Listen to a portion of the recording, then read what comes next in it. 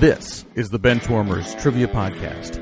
We have assembled the world's finest sports and trivia dorks to prove once and for all that we are just as bad at this as we were at sports. Hello, everyone, and welcome to the Benchwarmers Trivia Podcast, sports trivia for those of us who rode the pine. I am your host, fresh back from Italy, Walling, the elder of Eric's. And today's game will be pitting two Benchwarmers and two guests, but not against each other. Just kind of mixed up, like your favorite kind of salad. Today's game will be pitting a team of Josh Bombeck and returning player Joe O'Brien and Mr. David Lux, who you've heard giggle already, and returning player Adrian Bias. All right, let's start with our guests here first. I'm going to go with Joe first. Joe, a equipment manager from our Patreon group. Joe, tell us a little bit about yourself, or remind us a little bit about yourself, who you root for, where you're from, and any other thing exciting going on in your life right now. Hi, I'm Joe. I'm living in Northern California, but a fan of all things Boston. And I am actually fresh from Portugal. Got back a couple days ago. Things are good up here in the Sierra Nevadas. My oldest child is a recently licensed driver, which is, awesome in terms of convenience and terrifying in terms of anytime he leaves the house. But in general, things are going great, minus the fact that the Red Sox can't get over 500 and the Patriots desperately need a quarterback. I'm excited for the Celtics season with Drew Holiday. I think they gave up a little bit too much for him, but, we've got a pretty front-loaded team, so as long as they stay healthy. What I'm really excited for, though, is the Bruins season. I'm really hoping they have a bounce back after having that, best regular season of all time to just get bounced in the first round. So anyway, long story short, everything's great. Life moves on. I am not looking forward to the day that a kid of mine drives out of the garage on their own. It is absolutely terrifying. Ugh. Well, I have a few more years left to worry about that. Mr. Josh, what are you up to? What's going on in your life, and what's your team name? I'm distracted today because the Twins are playing right now, and they're winning in the second game of the ALDS, 3-0 in the bottom of the fourth. So I'm just gonna have my eyes on that. So sorry, Joe. We'll see how good I am at any trivia today. And Joe, I'm sorry, you're not going to get a lot of sympathy from people because the last 20 years your Boston teams did plenty fine and won plenty of championships. So a down season or a couple of down seasons, Hey, we are on season 5 of the Patriots being anywhere from mediocre to bad. Okay, so, before that 5, it was 20. It was 20 good years. It was 20 good years. Okay, so I think you're doing fine. I think All in all, I'll take it. But yeah, so obviously I'm a little distracted today, but otherwise I'm good. Yeah, and our team name for today, since I wasn't okay with us using any of the Minnesota people who went to Boston and won championships, we went back a little bit farther before Boston started having all of the championship success. And we found a player that we both enjoyed watching. One, actually, he did win a championship for the Twins. He didn't quite get one, but he was a very good player in Minnesota and in Boston, and that is Tom Bernansky. So we are the Tom Bernansky fan club. All right, and I am a fan of Tom Bernansky's mustache that he sported at some point. It was a top-notch sports mustache. All right, well, we will go over to our other team and our other returning guest, Mr. Adrian. Remind us a little bit about yourself, who you root for, and what you're up to these days. Not much. I'm here in the Baltimore area where it was not a good weekend this weekend for sports teams in Baltimore. The Orioles lost the first 2 of their ALDS series, and the Ravens snatched defeat from the jaws of victory today against the Steelers. So, and like Joe said, I'm looking forward to the Cap season to see, Ovi keep scoring, and I guess I'm looking forward to watching the Wizards play, ? And we'll just leave it at that. and just glad to be here. Right. And Mr. David, what are you up to, and what is your team name going to be today? I'm good. Not a whole lot going on.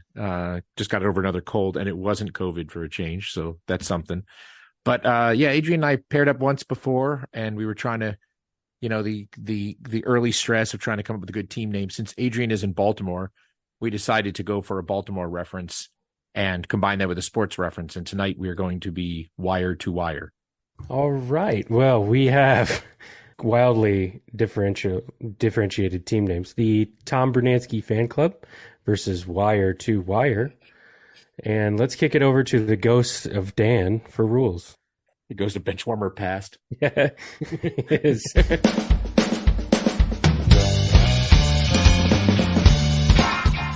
The game will consist of 4 quarters of play, each with different trivia style. The styles of quarters 1 through 3 will change from show to show, and I will explain them as we go along. Like any good sporting event, we will have a halftime show after the second quarter with entertainment questions. And in the fourth quarter, our teams will wager from their points accumulated to see who are today's clipboard captains, to be honored like the true benchwarmers they are. All right, let's get this game underway. All right. Today's first quarter will be pre- and post-game.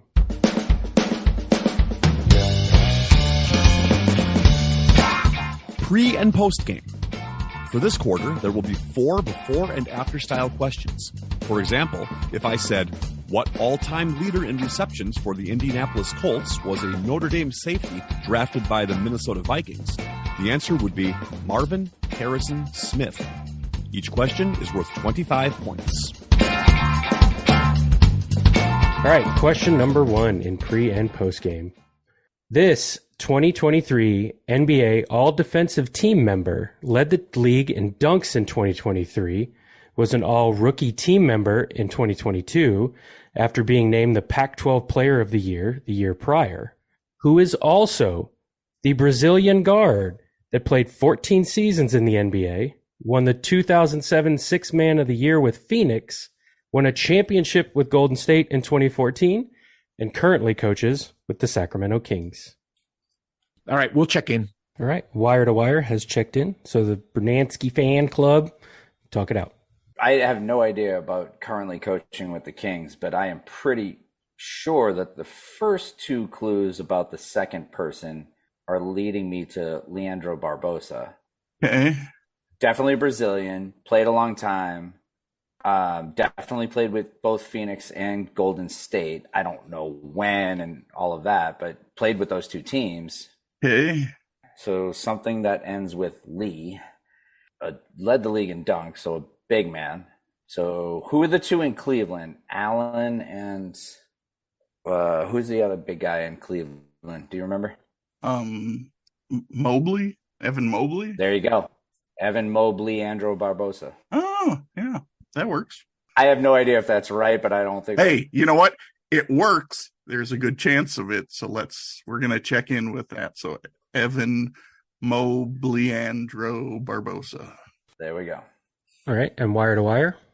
Yeah, we also checked in with Evan Mobley, Leandro Barbosa.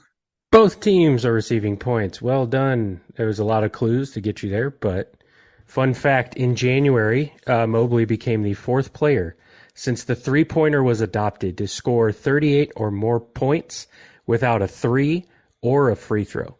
So it was like 19 dunks, basically. All right. Yeah. All right, question number 2. This 2-time major winning professional golfer, ranked number 3 in the world from the Basque region of Spain, is the only Spaniard in the U.S. Open in the history of the event, who is also the 2021 4th-round pick out of Oklahoma that was the 2020 Cotton Bowl MVP, who is currently the lead running back for a team in the AFC East. We'll check it in. All right, Wire to Wire is not going Wire to Wire and checking in quickly. So Tom Bernansky Fan Club, you boys can talk it out. I haven't even finished reading the question yet. So AFC East lead running backs. Okay, so that's Ramondre Stevenson for the Patriots. It's Raheem Mostert for the Dolphins. It's James Cook for the the Bills. And then for the Jets, I guess you would call it Breece Hall. Yeah. Breece Hall's from Iowa State, so we know he's out. Okay. Ramondre went to Alabama, did he not? I don't remember. Oh, it's John Ramondre Stevenson? Yeah. Because John Rahm is Spanish. He is? Yes. All right. There it is. I guess Ramondre went to Oklahoma. So why don't you check that in? We will check in John Ramondre Stevenson. All right. And wire to wire, what'd you have? Well, by the time I was done typing that, I think I knew John Rahm was a Spaniard, and I know he's a highly rated golfer. I had no clue what part of Spain he was from, but that makes sense. By the time I said, I think the first half is John Rahm, Adrian had already typed back John Ramondre Stevenson. So we checked in with the same thing. Both teams, again, receiving their points. The correct answer was John Ramondre Stevenson. Really have much else to add to that other than Rahm made mincemeat of all of his competition against the U.S. Last week, sorry. And I was very sad by Sunday. You got to watch some good golf. I did. It was pretty cool. It was mostly played by the Europeans. Yeah, and like the drama was pretty much like cooked by Friday at like lunchtime. Were there other Americans there? There were a lot of other Americans there, actually. Okay. Yeah. I mean, we were still vastly outnumbered by European fans, but there was a pretty decent contingent of American fans there, I would say. All right. Question number 3 in pre and post game. This Canadian former Predators, Red Wings, Devils, and Blackhawks winger and great agitator from 2003 to 2017 was the first player of Inuk descent to play in the NHL, who is also the former Louisville wide receiver that holds the school record for receiving yards in a season and was a second-round pick by the Rams in 2021. We're going to check in. All right. Wire to Wire has checked in. So Tom Bernansky fan club, you gentlemen can talk it out. The receiver, I think, is Tutu Atwell. There's a guy, oh God, I can picture him in a Red Wings uniform. Rutu. I always thought he was Finnish, that guy, though. Oh, I think Rutu is. I think so. Agitator. All right, so I should know this guy's name. I watch hockey enough. So either ends in 2 or 2-2. None of that's ringing a bell for me. It'd be really nice if Jonathan Chichu would get out of my head. I'm just getting myself mentally prepared to bust out my signature phrase. So you need a lot of time to psych yourself up, do you, Josh? Well, I got plenty of time right now because I've got nothing on the first half of this. So okay. So let me practice a little bit here. Exactly. I just love the fact you have to gear yourself up like it's some kind of warm-up routine. Well, you normally get the weight for it. That's usually my primer. That's right. I'm just picturing you coming in your warm-ups, right? Like you got the sweats on, right? I don't have any owl sweats. I should get some though. That'd be cool. Well, Joe, if you don't have it, all right, need an answer.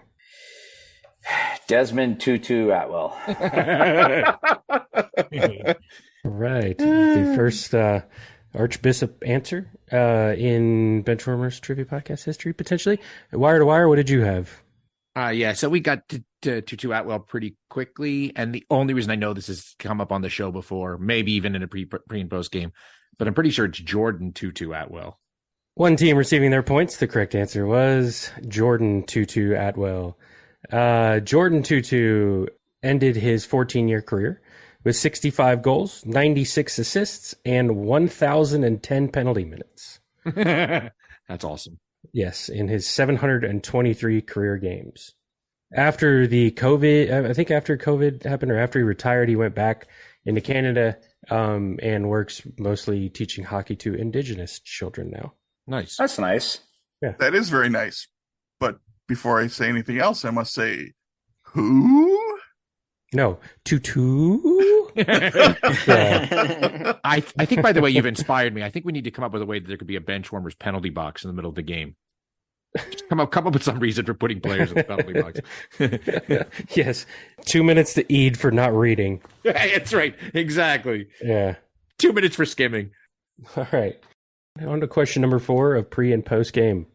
This former Taiwanese pitcher for the Orioles and Marlins was the first MLB player from his country to start an ALCS game in 2014, who is also the former Taiwanese pitcher for the Yankees, Nationals, Jays, and Royals that led the American League in wins in 2006 and finished second to Johan Santana in Cy Young voting that year.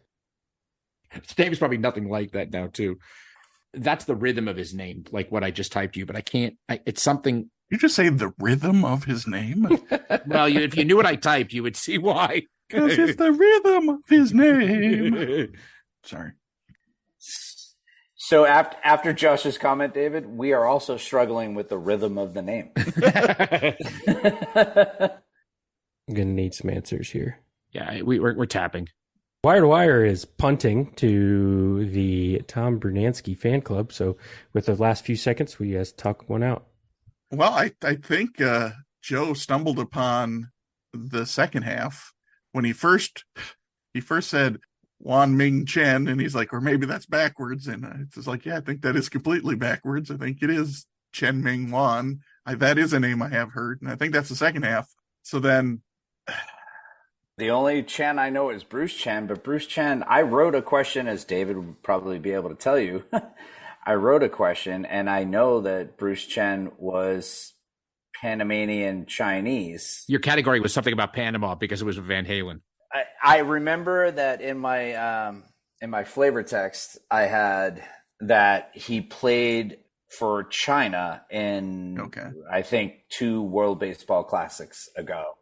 But you know what, though, Joe? Let's just answer that because it's at least an answer that flows together, even though it won't be correct. There has to be another Chen, though. I'm sure there is. We don't have time. So all right, we're going to check in with Bruce Chen Mingwan.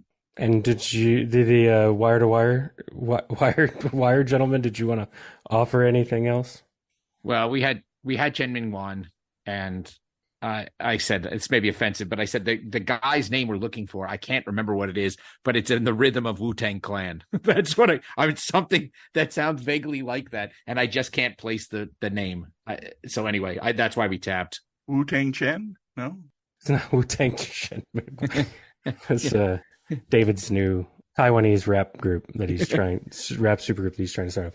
Well, surprise to no one that neither team is receiving points. You both did find the second half of the answer is Chen Ming Wang. However, you missed the first half of the answer, which is Wei Yin Chen. Oh. So the correct answer was Wei Yin Chen Ming Wang. Okay.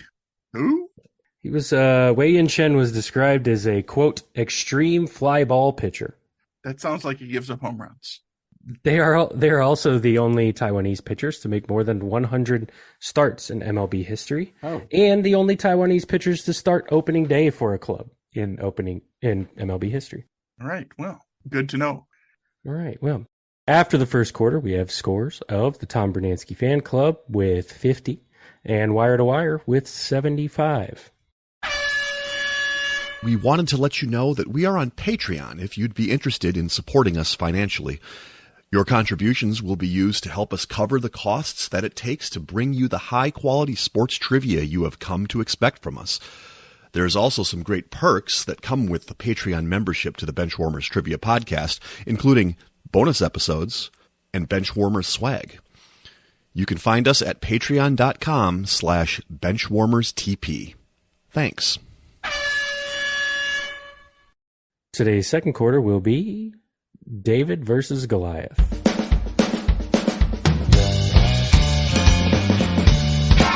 David versus Goliath.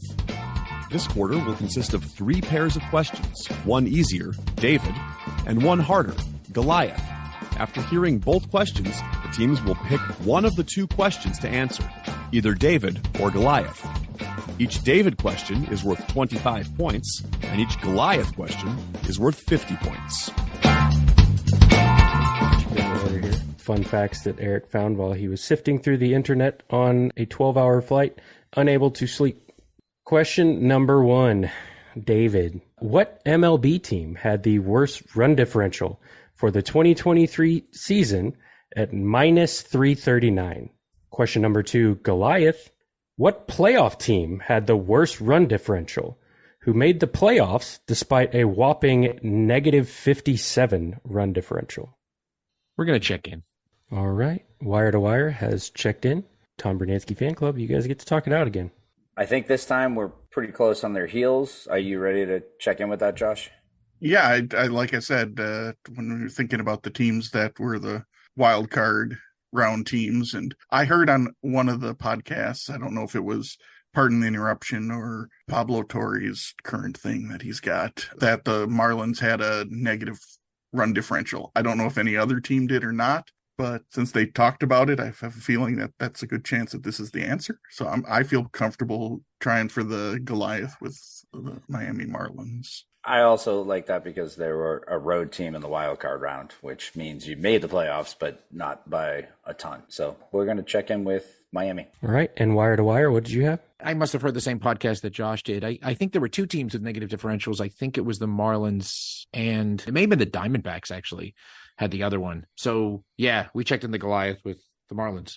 All right. Well, since nobody checked in the David, I will spoil that one for you. I think it really wasn't close. The Oakland A's by 103 runs had the worst differential in MLB. The next closest team was the Rockies. But the playoff team with the worst run differential with minus 57 was the Miami Marlins. So points to both teams. Yeah.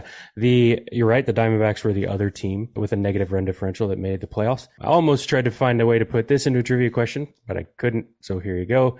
The Marlins were 161 runs worse than the San Diego Padres, who didn't make the playoffs, with a plus 104 run differential. Question number 2 of David versus Goliath. David, just a reminder for everyone listening, I just got back from the Ryder Cup. The U.S. golfers with the most Ryder Cup appearances as a partnership with 9, including 3 at the 2023 tournament. Question number 2, Goliath. The European Ryder Cup golfers with the most appearances as a partnership at 15. Oh, dear God. To me, that David is a Goliath. I was going to say, one of these is a David? So the European duo is in history versus the American duo. Okay. The U.S. guys are current. The European guys are not. Got it. We'll check in. That's all I need. Wire to Wire has checked in again, leaving the Bernansky boys to talk it out.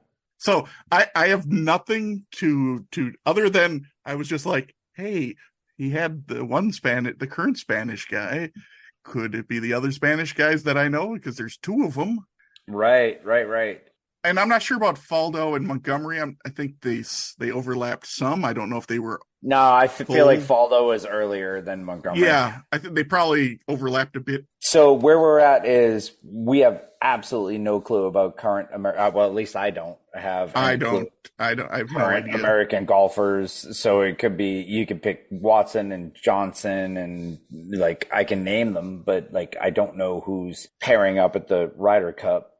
So we're actually kind of just shooting for Goliath here. So we're just naming guys that played a lot of Ryder Cups for the European side, Montgomery, Longer. And by the way, I have no idea how they determine who pairs up with who. The captain picks it. I'm going to need an answer. Okay. Let's just go with what you said. So let's just go. Seve Ballesteros and Jose Maria Olazabal. Oh, I think Olazabal is more in Garcia's range than Seve. Seve's a long time ago. Seve was like 80s, 90s. I wouldn't say Garcia. Okay. Garcia's still currently like a golfing person. Pick whatever you want, Josh. I don't know. Literally. I don't know. Do you like Garcia better? Yeah. Seve's so long ago that I don't think it's Seve. All right, then you go with it. Go with it. I'm going to split the middle, and I'm going to go Olazabal and Montgomery. Why not? Oh, all right. Totally out of left field. Cool. All right, and wire to wire. We kind of we're on the same thought pattern, so we went with Seve and Jose Maria Olazabal. Right. Well, since you guys don't like America, the American pairing that played 3 times won a half a point together and could not hit the ball off the tee if their life depended on it was Jordan Spieth and Justin Thomas, the 2 best buds if you watch the Full Swing on Netflix or anything along those lines. Both captains picked, both awful. The pairing that is played 15 times together involved a golfer who was active from the 70s until the mid-90s, which is probably later than you guys gave him credit for, and one that just retired recently. That was Seve Ballesteros and Jose Maria Olazabal. One team receiving their points. I am so sorry. I don't apologize. I had no actual reason to have come up with them. I was like, hey, a country I can think of 3 golfers. We talked about one earlier. That's the only reason I came up with those 2 names. Here's the reason why I'm apologizing, because if I had just shut up, we would have gotten the points. Out of sheer luck. As soon as he said Seve, I was like, oh, God. Seve is sort of synonymous with the Ryder Cup for Europe. He is the most successful player in their history. That pairing was 11-2-2 as a pairing, which is sort of unheard of. They are by far and away the most successful and most frequent pairing in Ryder Cup history. And Joe, don't feel bad. Like I said, threw out some names. That's all I did. I appreciate you saying that, but I'm still going to feel bad. Just because if you'd let me go with what I had said initially, we would have gotten points. If I just kept my mouth quiet, would have been fine. In our house, we call that, Joe, a misplaced feel bad. Okay, so just yeah. All right. I'll get over it, but it stings. All right, question number 3, David. Name me. This is way more David than the last David, by the way. I hope. Question number 3, David. Name me the teams that competed this weekend for the Little Brown Jug Trophy. Question number 3, Goliath. Name me the teams that are competing next week for the Fremont Cannon Trophy. You want to tap and go for David? Yeah. Not that we should tell these guys what we're doing, but all right. We're going to tap and go for David. We'll check in. Oh, going for the easy one. Wire to Wire has tipped their hat or tipped their cap or tipped their jug. Tip their waiters. And is kicking it over to the Bernansky men again to talk it out. Oh, I'm 100 million% on David that it's right. Yeah. Minnesota, Michigan. I've only seen it a few times in person, in possession by the Golden Gophers, because they don't often have that trophy. And they don't this year. No, they do not. But if we're going to go for it, I mean, I like your thinking about it being a Nevada. All right. So I actually lived in Fremont, California for a long time. Where is Fremont? I don't even know where that is. Fremont, California is between Oakland and San Jose. Not too far from San Francisco, but closer to Oakland and San Jose. Like I said, my brain went to Fremont Street and the Fremont Experience because that had to be named after somebody. So it could be 2 Nevada schools. It could be, for all I know, it could be like Stanford, San Jose State. But the Fremont Cannon, I've never heard of. I've not heard of it. I have no, other than thinking that if to me, it would be very strange if there was a UNLV connection, that it would be anything but an in-state. I mean, I know it's a Goliath, but who knows anything about UNLV football? Right. So I don't even think their students know anything about UNLV football. My inclination is to go for the David. We're behind though. So if you feel good about UNLV and Nevada, I don't feel so I'm 100 million% on the David, and it's a 50-50 toss-up that it's connected to Fremont Street in Vegas. It could be literally anywhere else. I need an answer, gentlemen. So just want to go with the David just to get our points? Yeah. Yes. All right. Since we don't really know anything, we were just shooting guesses out of a cannon. We're going to check in with the David, my Minnesota Golden Gophers, and the Michigan Wolverines. All right. And wire to wire, what did you have? So we also checked in with the David of Michigan and Minnesota. We were thinking it was probably somewhere west, and we actually kicked around Nevada and UNLV, but we didn't feel comfortable going for it. The one thing I will say is my first comment was, isn't Freeman Cannon one of Nick Cannon's 15 kids? It just sounds like it should be. So anyway, yes. So we checked in with the David, Minnesota and Michigan. So yeah, both teams are receiving the David points. Minnesota and Michigan, in a very one-sided affair, contested the Little Brown Jug Trophy this weekend. And next weekend, meeting for something like the 58th time, I think, celebrating everyone's favorite debaucherous street name, will be UNLV and Nevada for the Fremont Cannon. Wow. Joe, once again, that's just sheer luck that had anything to do with the Fremont experience. So it's named after the same guy who was Sure. That governor of makes the sense. Arizona Territories, John C. Fremont. Yeah, Right. I know. Same name. It's a replica of a howitzer cannon that he used. It weighs 545 pounds, cost $10,000 to make. It is the heaviest and most expensive rivalry trophy in all of college football. So there you go. So it's stupid. It is very stupid. Like it is just makes no sense whatsoever. Like somebody was like, "Hey, we should build this cannon." That Trophies are meant to be able to run across to the other Yes. team, pick the thing up, and like celebrate So maybe- with it. So they lose on purpose, so they don't have to carry it home. Is what you're saying? Is really what it comes down to. yeah. Throw the game. Throw the game. Right. Exactly. Yes. Throw the cannon. Yes. You all play poker every now and again, right? Sure. Mm-hmm. You ever have one of those nights where you feel like every time you throw them in, you should have kept them, and every time you keep them, you should have thrown them in? When you fold, every 2-7 goes 2-2-7. 7. Yeah, no, but Yeah, see, those yeah. are proper folds, even if you get what. Yeah, know. I would live. I would be able to live with that. I'm folding. Play like, the odds. Play the Ace odds. 10 and getting Jack Oh, Queen no, King. no. on So the- we didn't have ace tens. Yeah. We had like A pair of eights. Yeah. queen nine, 8-3. offsuit.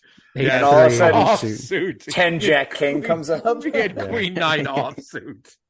Because a queen nine offsuit would not be a hand you would want to stay in on. Well, call it what you want, but I feel like I'm making the wrong call every single time. At the end of 2 quarters, we have a score of Tom Bernansky Fan Club with 125 and Wire to Wire leading Wire to Wire so far with 200. That brings us to halftime.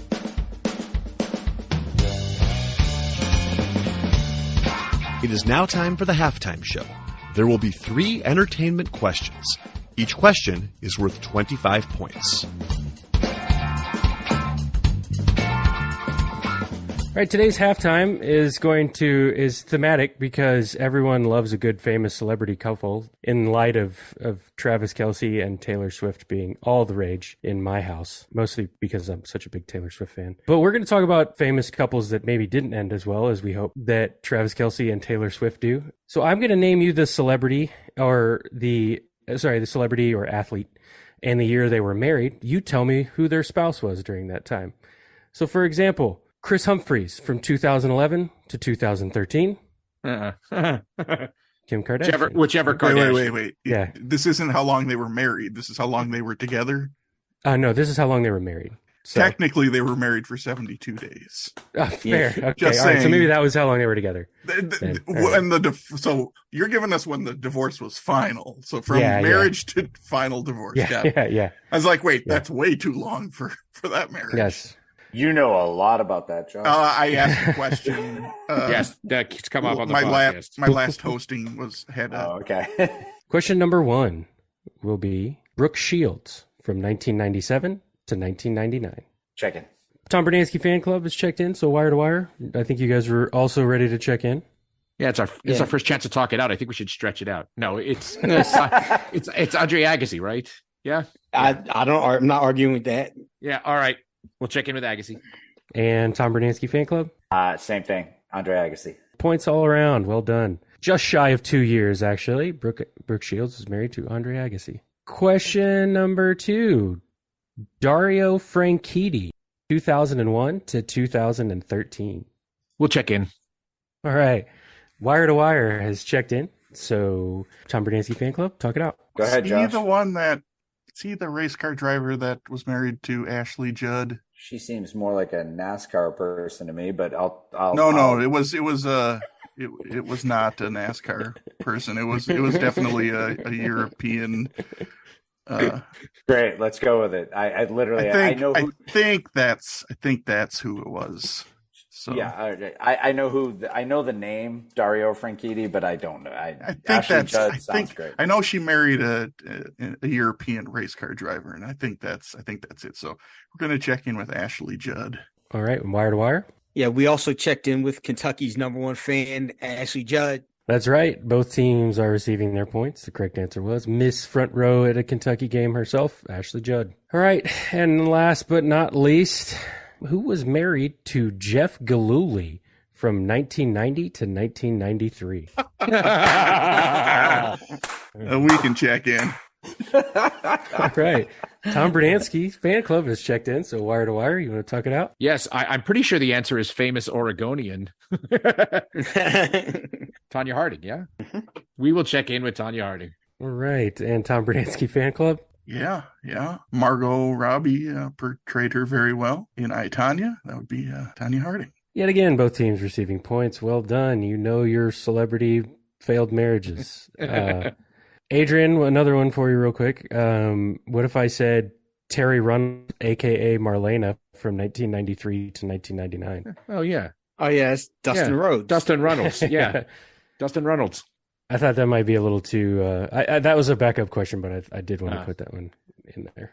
We would have been good with the wrestling. I'm not sure I know either of those two names. I kind of figured do you that remember Gold Dust? She was Dusty Rhodes, had two kids. One of them is Dustin Rhodes, who was Gold Dust, and he was married to Terry Reynolds. Yeah. Okay. And then wait, she's the one who no, sorry, that's the wrong one. One of them ended up getting divorced and then ended up marrying Brock Lesnar. That's Sable. That's Sable. That's Sable. Yeah, you're right. I promise you. Once again, a Minnesota guy. I gotta know right. everything you about. Gotta know. Yeah, Minnesota guy. Absolutely. I promise you, I know less about wrestling than anybody who's ever been on your podcast. All right. Well, then it's a good thing I dodged that question then. All right. Do you know which wrestler gets the cannon when they win the... never mind. Forget it. John C. Fremont. Exactly. At the end of halftime, the scores have changed, but the lead has not. Tom Bernansky Fan Club has 200, and Wire to Wire has 275. Now on to the second half. We'd like to take a minute to invite you to follow us on Facebook, Instagram, and Twitter at BenchwarmersTP. We also have a Facebook group for fans of the pod called The Bench. Join us there to comment on the latest episodes and share cool sports facts and trivia. If you'd be willing to rate and review us on iTunes or Stitcher, we'd greatly appreciate the support so that other people may find this podcast. Thanks. Today's third quarter will be 5-on-3.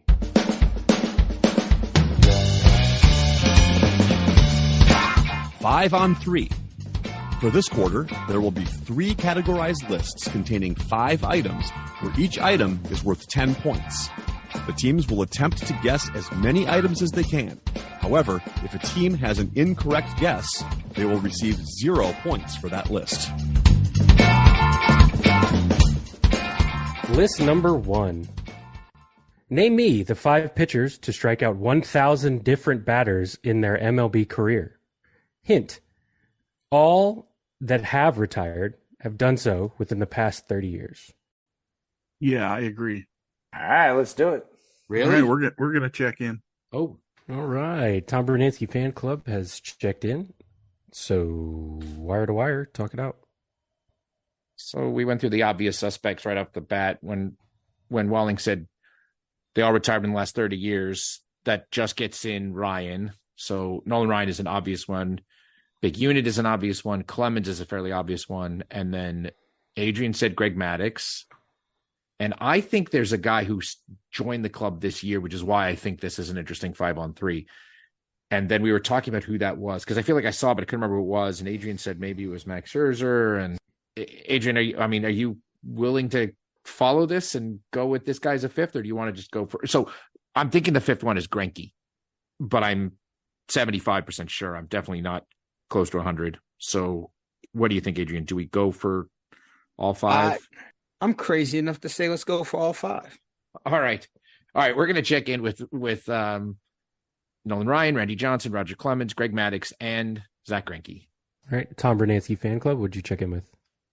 Well, you guys aren't crazy because we checked in with the exact same 5.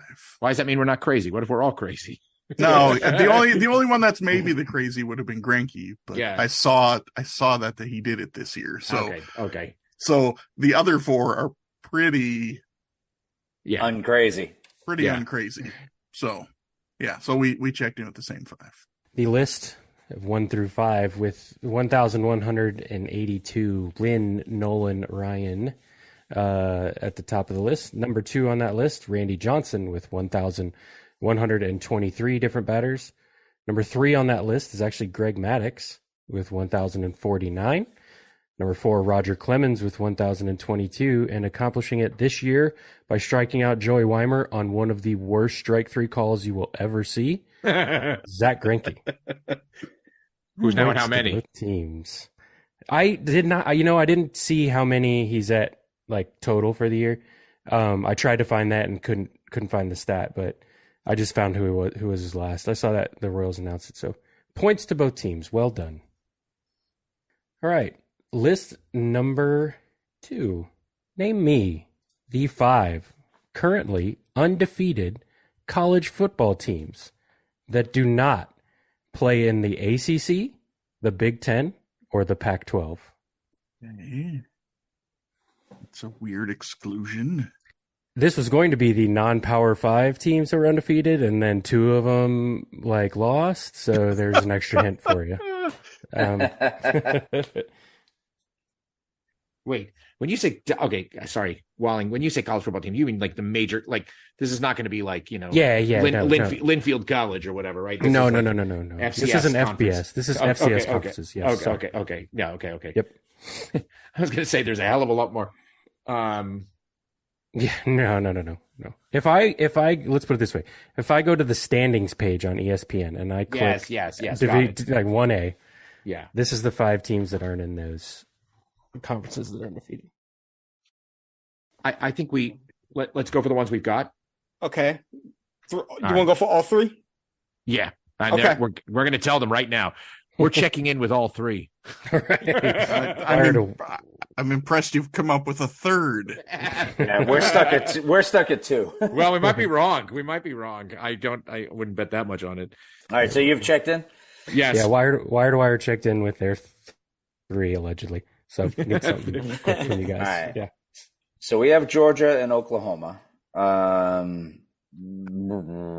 don't. When you take 3 of the Power 5 conferences out, I don't think there's anybody else in the SEC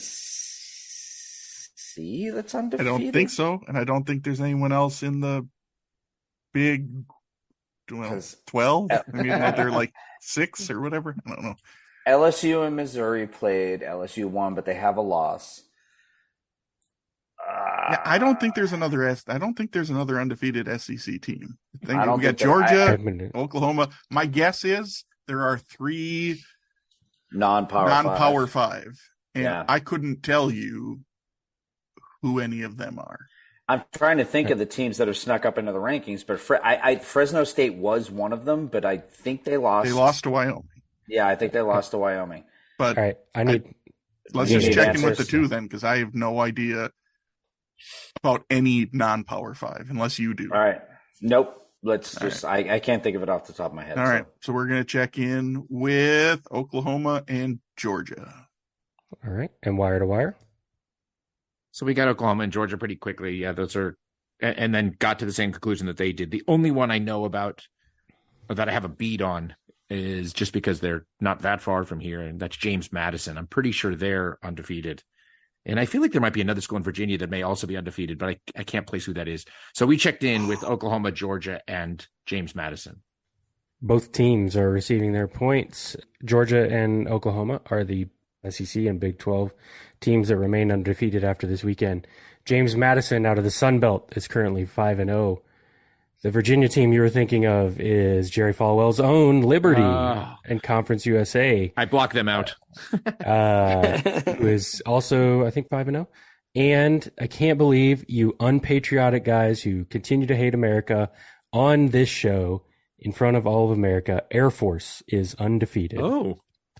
Huh. Why would that make us unpatriotic? Maybe we were leaning that one of the other service academies was. All right, okay, I'll let you off the hook. Like the Coast Guard. Go Academy. Navy. Yeah, the Coast Guard. Yeah, Go Coast Guard. The Coast Guard Academy. Coast Guard. I watched Army lose to BC, so I knew it wasn't that. Yeah, and I knew Navy got shelled by Notre Dame in Ireland. That's right. That's right. That's right. Well done to those teams. Again, I was going to make it the non-Power 5 schools and then 2 of them lost this weekend. There are 3 undefeated teams in in each of those conferences: Louisville, Florida State, North Carolina in the ACC, Michigan, Penn State, Ohio State in the Big Ten, and USC, Oregon, Washington in the Pac-12. So 14 teams left. Adrian, did you think of Liberty? Is that why I saw you sigh and like lean to the right? No, I had thought of, because when he said another Virginia school, I thought it was Old Dominion. Oh. I'm just glad that it wasn't an Ivy League school, because then I would have had to just quit, end the recording, or right away to stop it, so it couldn't be done. Because Ivy League is not that. They're not major though. They're whatever they call 1AA. They're not. They're not in the. They're in the. No. The FBS or whatever. FBS. Yeah. I wouldn't know, because you never hear about them winning anything. So There's I a never reason. hear about them playing North Dakota State or South Dakota That's State right. or That's any right. of those Dakota states. On to list number 3. I promised you another hockey question. Oh, no. Name me the non-original 6 NHL teams with the most points as a franchise. We're gonna check in. All right. Wire to Wire has checked in. Tom Berdansky Fan Club, you got about a minute. Talk it out. We're pretty set on. So it was just 6 until 1967. Correct. And then the Flyers, Blues, and I know came in 67. Stars came in, and I think the Penguins came in. I do too. There might be another 1 or 2 more teams. I can't remember right offhand. So the teams we're tossing about, I thought about the Capitals for a minute, but they were later and they were terrible in their first handful of years. Yeah. They were pretty good in the 80s, but like they were the worst team in history when they first showed up for the first 2 years. They were like the Buccaneers. Yeah. The Nordiques, which I think became the Avalanche. I think they didn't come in until the later 70s. That could be true. The other teams I'm thinking about are the Whalers / Hurricanes, but the Whalers, as an Adams Division kid growing up, the Whalers were. Tell you, I don't know if I'll feel comfortable beyond the 4 from 67. I think there's a good chance all the 4 we've mentioned. Yeah, I'm trying to find that needle in a haystack, but I don't think I got it. So let's just go with the 4. Yeah, so go with the Flyers, Blues, Stars, and Penguins. Yes. North Stars / Stars, whatever you want to freaking call them. All right, we're going to check in with those 4. All right. And Wire to Wire? We were along the same thought pattern, and we also checked in with the Blues, Flyers, Penguins, and Stars / North Stars. I will go down the list. Number 1 on that list, the Philadelphia Flyers, 4,934 points. The St. Louis Blues with 4,674 points. The Pittsburgh Penguins with 4,534 points. The Stars franchise, I did not put a location on them, for 4,511. And the only non-1967 franchise team on the top 5 list, the Buffalo Sabres with 4,352. Had I thought of them, I would have pushed for them. Ooh. I know they had some really good success for a long stretch, but then they've just been so god awful for nobody thinks of the Sabres. That's the problem. Not even people in Buffalo think of the Sabres. That's exactly. So I have relatives in Buffalo, and they're all Bruins fans. The other 67 franchise who's played just as many games as those 67 teams, but not near as many points, the Kings. The Kings. And we have a bench warmer in Buffalo who likes the Avalanche. So there you go. Right. we have a bench warmer in Buffalo who wants nothing to do with Buffalo other than his house. Right. Yes. This is true. All right. At the end of the third quarter, we have a score of the Tom Berdansky Fan Club with 310, and Wire to Wire continuing to lead Wire to Wire with 395. Hey, we have the same first number. Woo! Hey! All right. That brings us to the fourth quarter.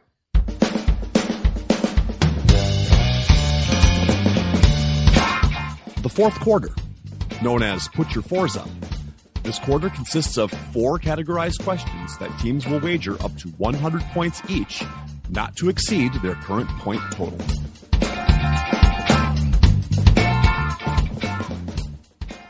The categories for today's fourth quarter are as follows. Question number 1, Yankee Doodle in the NFL. Question number 2, London Bridge in Major League Baseball. Question number 3, Twinkle Twinkle Little Star in sports logos. Nice. And question number 4, Camptown Races in sports etymology. It is now time for the teams to place their wagers. Now that the wagers are in, on to the questions. Question number 1, Yankee Doodle in NFL. Last week, longtime Jags offensive lineman Tyler Shatley played his 8th game in London, breaking the record he shared with which former Bills and Jaguars linebacker? This former Penn State linebacker is one of 2 players in NCAA history to win the Chuck Bednarik Award twice. We're checking in.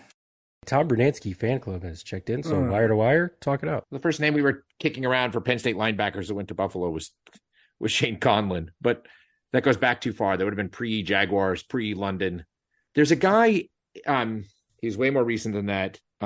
His name was Paul Posledny? Yes, that's it. I don't remember. Yes, very Polish sounding name. Pozlazny or something. I don't remember how to pronounce it. Lesney, something like that. We'll have to spell it for credit. Or we'll just Robertson didn't it. Good luck trying to spell it for credit. Jeez. Yeah, I can't speak it. Definitely can't spell it. No, it is. It's something like Posluszny. Yeah, that's got to be who it is. I think there's a D in there somewhere. You think? Uh-huh. If it is, it's a silent D. I don't remember. We're going to check in with Paul Pozlazny for 90 points.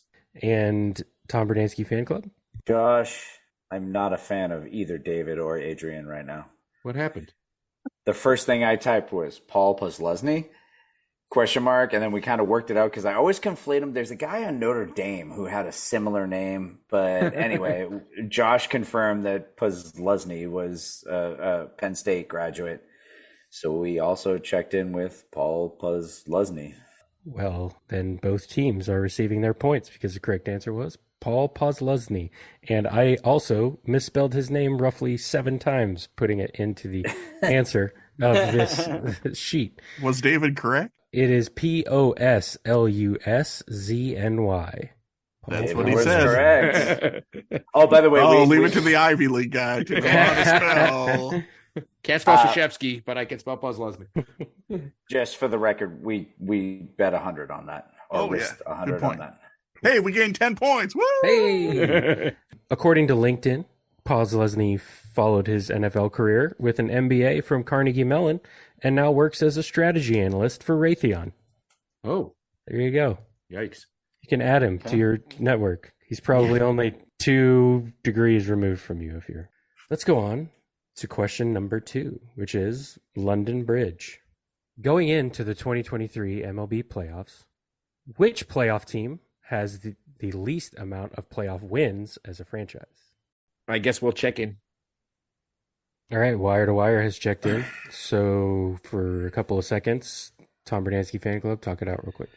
All right, real quick, we're down to Arizona and Milwaukee. I'm not a recent baseball guy, but in terms of historical baseball, I know Milwaukee made the World Series in '82, back when they were an AL team, lost to the Cardinals. But to get there, you only had to win one 5-game series, I think. Not 7-game. It's a 7-game series. Back then, it was a 7-game. West versus East. West versus East, and then the World Series. So you did have to win 4 games to at least get there. I mean, so Milwaukee's been around since '69. I know they've been terrible for lots of stretches. Mm-hmm. But they've been around since '69. Way more opportunities to make the playoffs. The Diamondbacks, I think, other than their big spike years, like when they won it, in '02. Yeah. And I know they won it in '02, and I know they lost to the Rockies. No, that was the Padres. I stand corrected. It was the Padres that lost to the Rockies in '07. That was the Matt Holliday slammed his face on the plate, and then they got swept by the Red Sox year. 1-2, but they've been pretty bad. But yeah, let's just go Arizona. I think that's the one that we just can't think of many times they've made it to the playoffs, especially far into the playoffs. All right. Checking in with the Diamondbacks. For 50. All right. And wire to wire? So we talked about all the same teams. The Marlins have only been in the playoffs for four times, but they won the World Series 2 of those. Josh, I can't remember when it switched, but I think in the early 80s, it was still best 3 out of 5 in the ALCS and NLCS. Almost positive. Really? Me too. Yeah. When you got to 87, it was. I know, but I'm saying it switched over somewhere I think in the 80s, and I can't remember exactly what year they switched. I'd probably be able to piece it together. Early 80s it switched. Because in 86 for sure, the Red Sox had to go win 7 against the Angels. But anyway, we ended up going. Adrian thought it was either the Rangers or the Brewers, and I thought it was either the Brewers or the D-backs. So we decided to just go with the intersection of the Venn diagram, and we went Brewers for 90. One team is going to be receiving their points with 18 wins at the start of this postseason. The Arizona Diamondbacks are the least winning team of the current playoff roster. So barely behind the Rangers. The Marlins were at 24 going into this. They are the winningest by percentage, but not the winningest by total wins, obviously. That's the Yankees. But the Arizona Diamondbacks. Quick score update here. We have a change in the leaderboard. The Tom Bernansky fan club has jumped ahead at 460, but Wire to Wire is still close behind at 395. Question number 3, Twinkle Twinkle Little Star in sports logos. Of the 4 NFL teams with 5 pointed stars in their logo, as in not the Steelers, which are the only 2 that play in the same division? We'll check in. Bernansky fan club has checked in, so Wire to Wire, talk it out. All right, so we've got 3 of the 4, but unfortunately they play in 3 different divisions. We've got the Texans, the Cowboys, the Patriots. Who are we missing? The Eagles too. Are there stars around the flaming thumbtacks of the Titans? The flaming thumbtacks? Oh, yes, there are around the yes. So that would be the Titans and the Texans. Then that would be the answer, right? Yeah, they're playing the same division.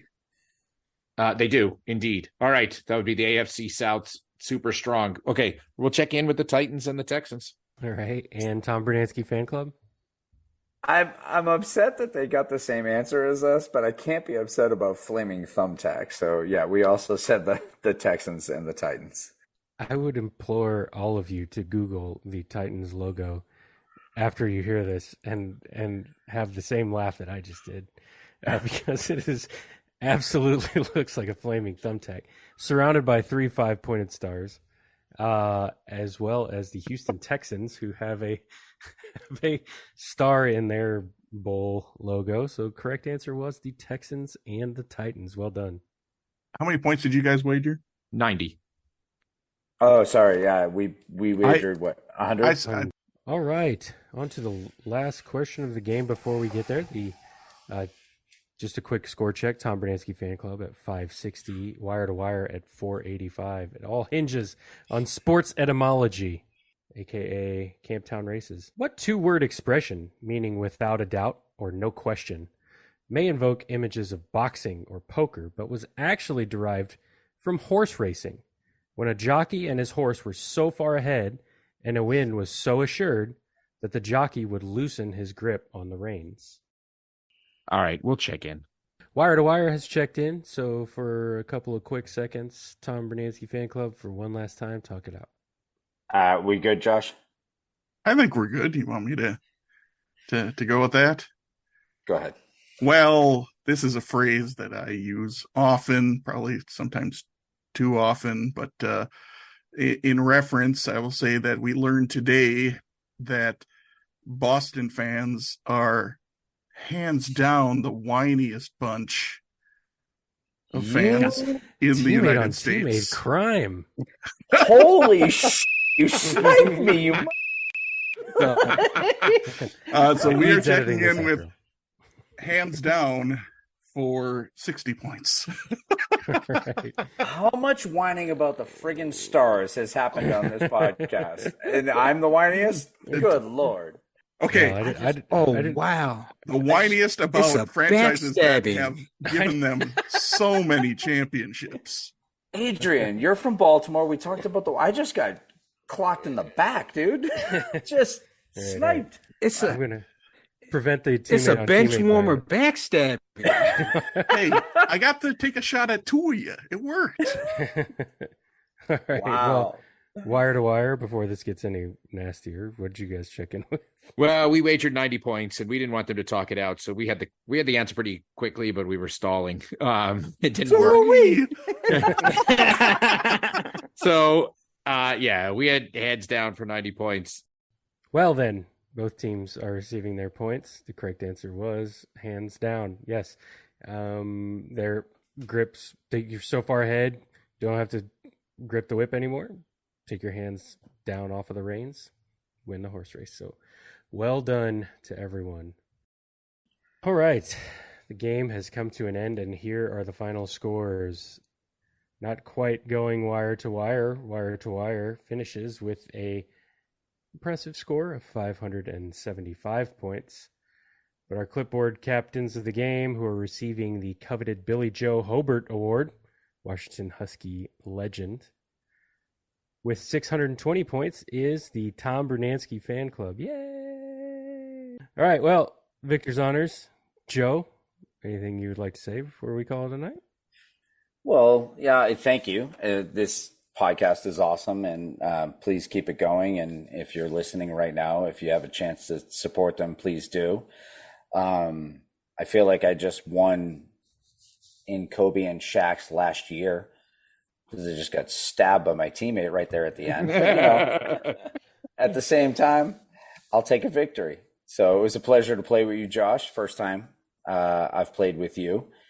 Adrian, appreciate you. You were a worthy competitor. You know way more golf than I ever will. And David, the fact that I've won a game with you as an opponent is going to be something I keep on my mantelpiece. And Walling, great quiz, and thank you for keeping the peace. Yeah. And Adrian, did you want to add anything? It's always a pleasure to be on with you guys. It was a great quiz as always. And to agree with what Joe said, absolutely support the podcast, become a patron, and that's about it.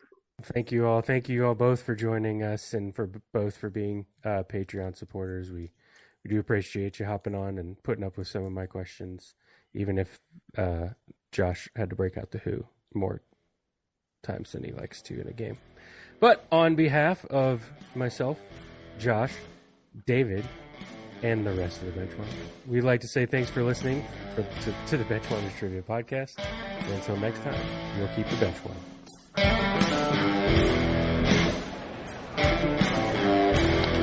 That ball hit high and deep. Stretch! Get on back there. They look up. You can put it on the board. Yes! Into deep left center for Mitchell. And we'll see you tomorrow night. That great music you're listening to is by Justin Nozick. Thanks to him for producing that music for us.